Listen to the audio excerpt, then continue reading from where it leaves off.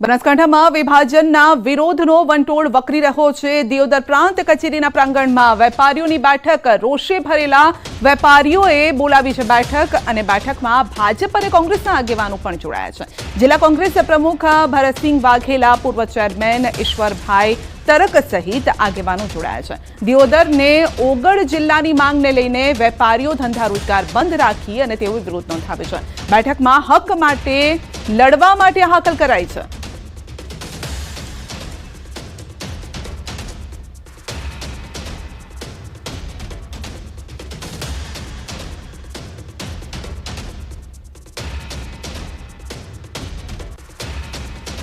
તો બનાસકાંઠા વિભાજનને લઈને કોંગ્રેસ પણ મેદાને છે। જિલ્લા કોંગ્રેસ પ્રમુખ ભરતસિંહ વાઘેલાએ પણ વિરોધ કરી રેલીમાં તેઓ જોડાયા છે। દિયોદરમાં વેપારીઓની રેલીમાં જોડાયા હતા અને તેમણે કહ્યું છે કે બનાસકાંઠા જિલ્લા વિભાજનને લઈને લોકોમાં ભારે આક્રોશ છે। રાજ્ય સરકાર ફરી ઓગળ જિલ્લો જાહેર કરે તેવી માંગ કરી છે। વધુમાં તેમણે આરોપ લગાવતા કહ્યું છે કે ક્યાંક એક બે વ્યક્તિને મોટા કરવામાં જિલ્લામાં મોટો અન્યાય થયો છે। ને ઓગળ જિલ્લા તરીકે કદાચ જાહેર કર્યો હોત તો લોકોમાં આનંદ થત અને હું પોતે પણ પ્રથમ આગળ આવી અને રાજ્ય સરકારને અભિનંદન આપું।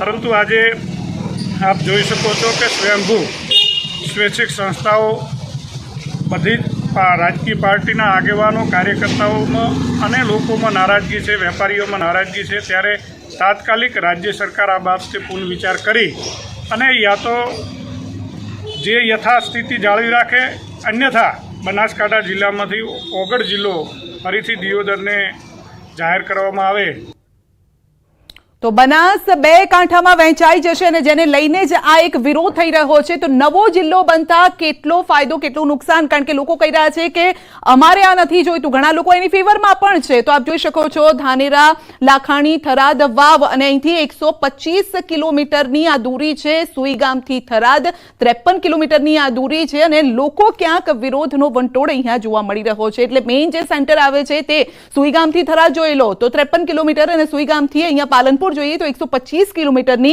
આ દૂરી થાય છે અને વાવ થરાદ જિલ્લો, જે યલો કલર આપણે જોવા મળી રહ્યો છે, વાવ થરાદ જિલ્લો બનશે અને જ્યારે કે બનાસકાંઠા જિલ્લો રહેશે, જે બ્લુ કલર જોવા મળી રહ્યો છે તે।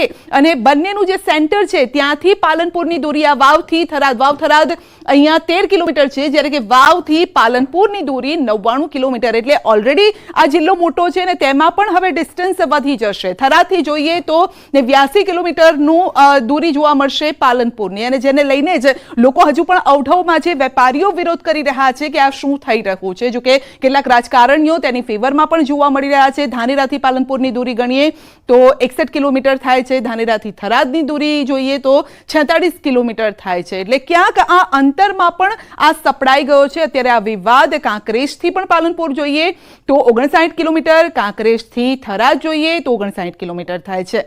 તો ડિસ્ટન્સને લઈને પણ પ્રશ્નો છે, આ સાથે વેપારીઓના પ્રશ્નો પણ ઊભા થઈ રહ્યા છે। તો ઘણી રીતે હજુ પણ લોકોમાં હજુ અવઢવ જોવા મળી રહ્યું છે।